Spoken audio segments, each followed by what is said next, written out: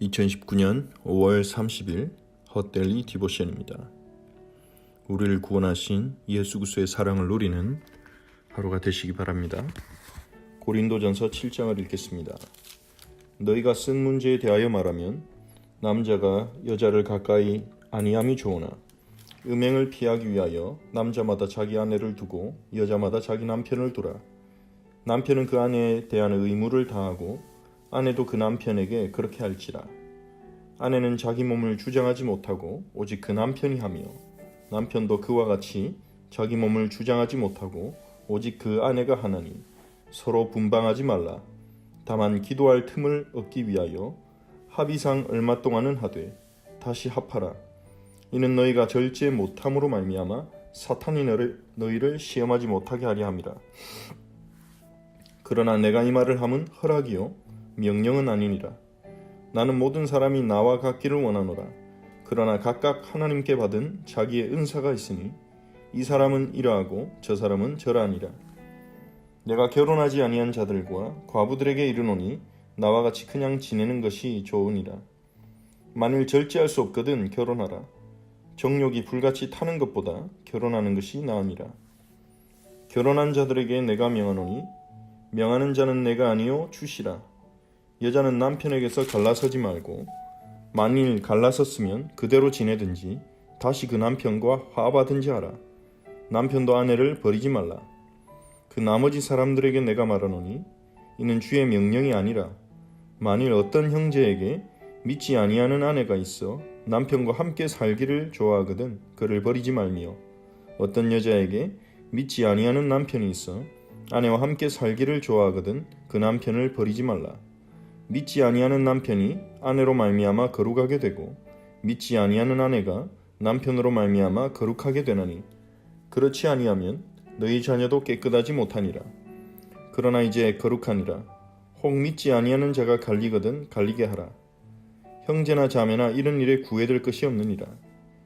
그러나 하나님은 화평 중에서 너희를 부르셨느니라. 아내 된 자여 내가 남편을 구원하는지 어찌 알 수 있으며 남편 된 자여 내가 내 아내를 구원하는지 어찌 알 수 있으리요. 오직 주께서 각 사람에게 나눠주신 대로 하나님이 각 사람을 부르신 그대로 행하라. 내가 모든 교회에서 이와 같이 명하노라. 할례자로서 부르심을 받은 자가 있느냐? 무할례자가 되지 말며 무할례자로 부르심을 받은 자가 있느냐? 할례를 받지 말라. 할례 받는 것도 아무것도 아니요 할례 받지 아니하는 것도 아무것도 아니로되 오직 하나님의 계명을 지킬 따름이니라. 각 사람은 부르심을 받은 그 부르심 그대로 지내라. 내가 종으로 있을 때에 부르심을 받았느냐? 염려하지 말라. 그러나 내가 자유롭게 될 수 있거든 그것을 이용하라. 주 안에서 부르심을 받은 자는 종이라도 주께 속한 자유인이요 또 그와 같이 자유인으로 있을 때에 부르심을 받은 자는 그리스도의 종이니라. 너희는 값으로 사신 것이니 사람들의 종이 되지 말라. 형제들아 너희는 각각 부르심을 받은 그대로 하나님과 함께 거하라. 처녀에 대하여는 내가 주께 받은 계명이 없으되 주의 자비하심을 받아서 충성스러운 자가 된 내가 의견을 말하노니 내 생각에는 이것이 좋으니 곧 임박한 환난으로 말미암아 사람이 그냥 지내는 것이 좋으니라. 내가 아내에게 매였느냐 노이기를 구하지 말며 아내에게서 노였느냐 아내를 구하지 말라. 그러나 장가가도 죄 짓는 것이 아니요 처녀가 시집가도 죄 짓는 것이 아니로되 이런 이들은 육신에 고난이 있으리니 나는 너희를 아끼노라. 형제들아 내가 이 말을 하노니 그때가 단축하여 진고로 이후부터 안에 있는 자들은 없는 자같이 하며 우는 자들은 울지 않는 자같이 하며 기쁜 자들은 기쁘지 않은 자같이 하며 매매하는 자들은 없는 자같이 하며 세상 물건을 쓰는 자들은 다 쓰지 못하는 자같이 하라. 이 세상의 외형은 지나감이라. 너희가 염려 없기를 원하노라. 장가가지 않은 자는 주의 일을 염려하여 어찌하여야 주를 기쁘시게 할까 하되 장가간 자는 세상 일을 염려하여 어찌하여야 아내를 기쁘게 할까 하여 마음이 갈라지며 시집가지 않은 자와 처녀는 주의 일을 염려하여 몸과 영을 다 거룩하게 하려 하되 시집간 자는 세상 일을 염려하여 어찌하여야 남편을 기쁘게 할까 하느니라. 내가 이것을 말함은 너희의 유익을 위하며 너희에게 올무를 놓으려 함이 아니니 오직 너희로 하여금 이치에 합당하게 하여 흐트러짐이 없이 주를 섬기게 하려 함이라. 그러므로 만일 누가 자기의 약혼녀에 대한 행동이 합당하지 못한 줄로 생각할 때에 그 약혼녀의 홍기도 지나고 그같이 할 필요가 있거든 원하는 대로 하라. 그것은 죄 짓는 것이 아니니 그들로 결혼하게 하라. 그러나 그가 마음을 정하고 또 부득이한 일도 없고 자기 뜻을 할 권리가 있어서 그 약혼녀를 그대로 두기로 하여도 잘하는 것이니라. 그러므로 결혼하는 자도 잘하거니와 결혼하지 아니하는 자는 더 잘하는 것이니라. 아내는 그 남편이 살아있는 동안에 매여 있다가 남편이 죽으면 자유로워 자기 뜻대로 시집갈 것이나 주 안에서만 할 것이니라. 그러나 내 뜻에는 그냥 지내는 것이 더 복이 있으리로다. 나도 또한 하나님의 영을 받은 줄로 생각하노라. 아멘. 고린도전서 7장에서 바울은 부부관계와 결혼에 대해서 이야기를 합니다. 결혼 문제에 대해서 이야기하는 것 같지만 사실은 하나님의 주권을 우리의 삶 가운데서 인정할 것이냐, 거기에 대한 문제입니다. 하나님께서 우리에게 주신 배우자, 우리가 결혼한 상태에 있다면 하나님께서 우리에게 주신 배우자는 내가 보는 기준과 상관없이 하나님이 붙이신 사람이고 하나님의 계획이 있다는 것입니다. 그것 또한 우리의 부르심이라는 거죠.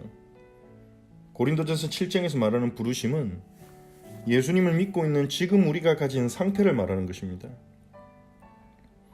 우리가 결혼해서 아내가 있든지 남편이 있든지, 또 때로는 나는 예수님을 믿고 구원받았지만 배우자는 믿지 않을 수가 있습니다. 그리고 어떤 이들은 다른 사람의 종이었는데 구원을 받아 하나님 자녀가 된 사람도 있고, 어떤 사람은 종의 신분이 아니라 자유인인데 예수님을 믿고 하나님의 자녀가 된 사람도 있습니다.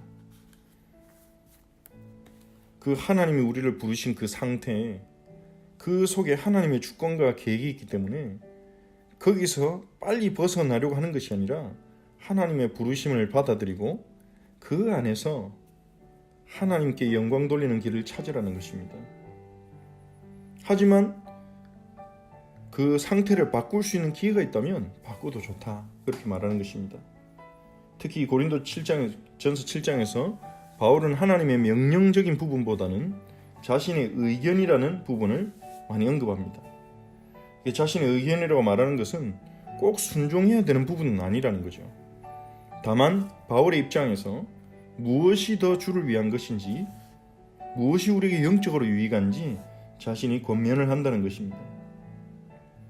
부부 같은 경우에는 이제 서로가 서로에게 의무를 다하고, 그리고 자기 몸을 상대방이 주장할 수 있도록 그렇게 서로 사랑하고 서로 배려하는 것입니다.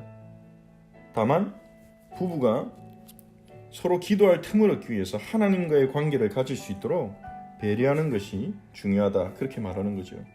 하지만 이것도 허락이지 명령은 아니라고 말합니다. 바울 같은 경우는 독신의 은사를 가지고 이제 주님 앞에 가는 그날까지 독신으로 살았죠. 자신은 그렇게 독신으로 사는 것이 배우자에 대해서 신경 쓰지 않고 자녀에 대해서 신경 쓰지 않고 오직 주를 위한 생각만 할 수 있었기 때문에 본인에게는 그것이 더 좋았다, 그렇게 말하면서 고린도 교회 있는 성도들에게 또한 그것을 권면하기도 하는 것입니다. 하지만 하나님이 결혼을 하게 하셨다면 그 결혼관계 속에서 나를 중심으로 배우자를 보는 게 아니라 배우자를 위하여 배우자 역시도 우리가 사랑해야 될, 우리 자신과 같이 사랑해야 될 우리의 이웃이고 우리 어쩌면 가장 가까운 이웃이기 때문에 그 배우자의 사랑의 관계 속에서 그 결혼 관계를 누리라는 거죠. 그래서 남편으로서 해야 될 의무를 다하고 아내로서 해야 될 의무를 다하면서 자기 몸을 자기 것이라 주장하지 말고 배우자를 위해서 사용하라는 것입니다. 하나님이 또한 우리에게 주신 이 성적인 부분 역시도 하나님께서 우리에게 주신 선물이기 때문에 그 부분을 부부관계 안에서 잘 이제 사용하고 잘 누리고, 다만 영적인 부분을 위해서, 하나님과의 관계를 위해서 때로는 절제하는 것도 필요하다, 그렇게 말하는 것입니다. 그리고 혹시 불신자로 그 아내나 남편이 믿지 않은 경우에 믿지 아니하는 그것 때문에 이혼하기보다는, 갈라서기보다는 하나님이 허락하신 그 계획을 바라보면서 기도하는 것을 권면합니다. 왜냐하면 16절에 말하듯이 아내 된 자여 네가 남편을 구원할는지 어찌 알 수 있으며 남편 된 자여 네가 네 아내를 구원할는지 어찌 알 수 있으리요. 우리가 믿지 않는 배우자를 놓고 기도할 때 하나님이 그 기도를 통해, 그 사람을 통해 배우자가 구원받도록 역사하실지 우리가 어찌 아느냐. 하나님이 그렇게 역사하실 수도 있다는 것입니다. 그래서 하나님이 주신 그 부르심 안에서 그대로 행하라고 그렇게 말하는 것입니다. 그러면서 이 결혼에 대한 얘기는 하나님이 우리를 부르신 부르심에 대한 얘기로 넘어갑니다. 할례자로 부름받았다면 무할례자가 될 필요는 없다. 무할례자로 이방인으로 부름받았다면 굳이 할례를 받음으로 유대인의 관습에 들어갈 필요도 없다. 부르심을 받은 그대로 지내라고 합니다. 하나님 우리를 부르시고, 또한 하나님 우리에게 주신 가정, 하나님 우리에게 주신 배우자, 하나님 우리에게 주신 사회적 신분, 하나님 우리에게 허락하신 우리의 과거에 일어난 모든 사건들이 하나님의 부르심 가운데 하나입니다. 하나님이 우리의 삶을 인도하셨고, 하나님께서 우리에게 만남을 주셨고, 하나님이 지금의 우리의 모습대로 우리를 우리 되게 하셨습니다. 그것을 부정하기보다, 그걸 떨치려 하기보다 하나님이 나에게 주신 부르심으로 받아들이고, 우리가 그 속에서 감사를 찾고 그 속에서 하나님을 기쁘시게 하는 생각을 찾을 때 우리가 문제라고 생각하는 것도 응답이 되고, 우리가 실패라고 생각하는 그것조차도 축복이 될 것입니다. 또한 25절부터 바울은 처녀와 과부들에게 권면합니다. 결혼 안 하는 것이 더 좋을 수 있다. 굳이 결혼하려고 할 필요가 없다. 이 바울이 이 얘기를 하는 이유는 한 가지 때문입니다. 그는 결혼 제도를 부정하거나, 하나님이 세우신 결혼 제도를 부정하거나 결혼 생활에 문제가 있다고 보는 것이 아니라, 어떻게 하면 주를 섬길 것인가, 그것이 우리의 삶의 가장 중요한 동기가 되어야 된다는 것입니다.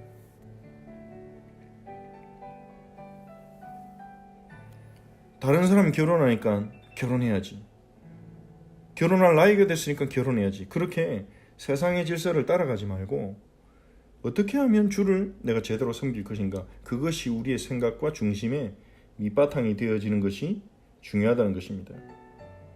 그것이 이치에 합당하게 행하는 것이라고 말합니다. 우리는 사람들의 말 때문에 흐트러질 수 있습니다. 사람들의 눈 때문에 흐트러질 수 있습니다. 다른 사람 볼 때 좋아야 되지 않냐. 그리고 다른 사람들이 자꾸 말하면 거기에 우리는 영향을 받고 휩쓸릴 수 있습니다. 하나님을 섬기는 일에 흐트러질 수 있습니다. 하지만 바울은 오직 주를 섬기는 은혜 가운데 있었습니다. 그래서 자신처럼 그것이 너무 감사하고 은혜롭기 때문에 너희들도 그렇게 되기를 바란다. 하지만 그건 나의 의견이고, 뭐 결혼한다고 해서 죄를 짓는 게 아니고, 당연히 그리고 너희도 꼭 그렇게 할 필요는 없다. 결혼해야 될 상황이나 결혼할 사람이 있으면 결혼하고, 또 굳이 결혼 안 해도 될 상황이 되어서 한다면 굳이 결혼 안 해도 그것도 괜찮은 것이다, 그렇게 말합니다. 결혼이라는 거에 막 의무적으로 매이지 말라는 것입니다. 꼭 결혼을 해야 되고 꼭 결혼을 하면 안 되고 거기에 매일 필요가 없다는 거죠. 주를 어떻게 섬길 것이냐, 하나님이 나에게 주신 부르심이 뭐냐, 그게 중요하다는 것입니다. 그것이 이치에 합당하게 행하는 거라는 거죠. 우리가 삶에서 생각해야 되는 부분이 그거입니다. 우리가 사는 문화나 어떤 관습에 따라서 이걸 해야 되고 저걸 해야 되고 이걸 가져야 되고 내 자녀는 이렇게 해줘야 되고, 우리는 그런 부분에 많은 영향을 받을 수 있습니다. 물론 우리에게 필요합니다. 우리가 세상 살아가면서 필요한 것들이 많이 있습니다. 하지만 우리가 어떠한 상황이 있든지 결혼을 하든지 안 하든지 하나님이 주신 가정 속에서 내 배우자가 예수님을 믿든지 안 믿든지 우리가 어떤 상황에 있든지 그 상황 속에서 우리가 가장 붙들어야 될 것은 하나님이 나를 부르신 이 부르심 가운데서 주님은 어떻게 섬길 것인가, 어떻게 주님의 뜻대로 살며 주님의 뜻에 순종할 것인가, 그것에 포커스를 맞춰야 되는 겁니다. 예수님께서도 말씀하셨듯이 예수님께서는 식사 때가 되어서 열심히 식량을 구해온 제자들이 예수님께 식사를 드시라고 하면서 음식을 드리자 예수님은 그들에게 나는 너희가 알지 못하는 양식이 있다 그렇게 말씀하십니다. 그래서 제자들이 당황하죠. 예수님이 따로 음식을 갖고 계셨는가? 그때 예수님 말씀하십니다. 나의 양식은 나를 보내신 이의 뜻을 행하고 그의 일을 이루는 것이니라. 예수님에게 삶의 양식처럼, 양식이 없으면 우리는 살아갈 수가 없죠. 움직일 수가 없죠. 우리는 음식을 통해, 식사를 통해 힘을 얻고 영양소를 보충하고 살아가는 것입니다. 먹어야 사는 거죠. 하지만 예수님은 자신의 하루 가운데, 삶 가운데 가장 필수적인 부분, 자신을 살게 하는 그 가장 생명적인 부분이 나를 보내신 이의 뜻을 행하는 것이라고 아셨고 그렇게 사신 것입니다. 어떻게 주를 섬길 것인가? 내게 주신 소명을 어떻게 성취할 것인가? 나를 부르신 주님의 뜻을 어떻게 이룰 것인가? 그것이 항상 예수님의 머릿속에, 가슴 속에 있었고 그것을 위해 한 걸음 한 걸음 걸어가신 것입니다. 그것이 예수님의 양식이었습니다. 그게 예수님을 살게 했고 예수님을 더욱더 하나님의 은혜 가운데 들어가게 한 부분일 것입니다.